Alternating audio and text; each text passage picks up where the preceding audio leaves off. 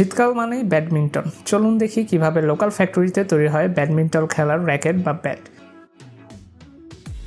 প্রথমে স্টিলের রডগুলো কেটে নেওয়া হয় নির্দিষ্ট মাপে। মাপ মতো কাটা শেষ হলে প্রতিটি রডে 2টি করে ভাঁজ করা হয় এই মেশিনটির সাহায্যে। এইবার ভাঁজ করা রডগুলোকে গোল করে ভাঁজ করা হয়। দুই পাশে ভাঁজ করার পর ব্যাটের গোল শেপটা চলে আসে।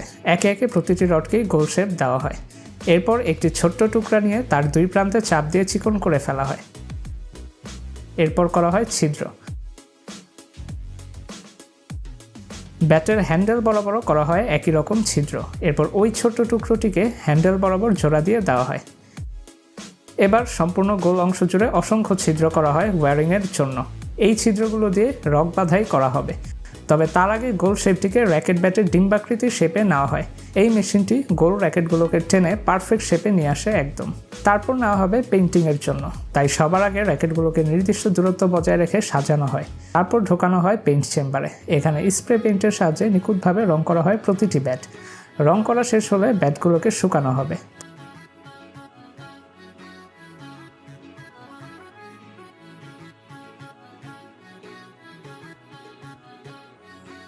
তাই সদ্য রং করা ব্যাটগুলোকে এই চেম্বারের মধ্যে রেখে আটকে ফেলা হয় বাইরে থেকে। এবার বাধাই করার পালা। তবে তার আগে ছিদ্রগুলোতে প্লাস্টিক দেওয়া হয়, তা না হলে রগগুলো ছিঁড়ে যাবে। প্লাস্টিকগুলো পরানো শেষ হলে ওয়্যারিং শুরু হয়ে যায় হাতের কাজ। পুরো ব্যাট জুড়ে চলে নিখুঁত হাতের সেই তাঁতের কাজ।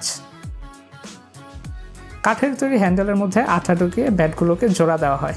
এইভাবে শক্ত করে প্রতিটি ব্যাট জোড়া দিয়ে দুই প্রান্ত আটকে ফেলা হয়। সর্বশেষ কাঠের হ্যান্ডেলের উপরে দেওয়া হয় ফোমের আবরণ।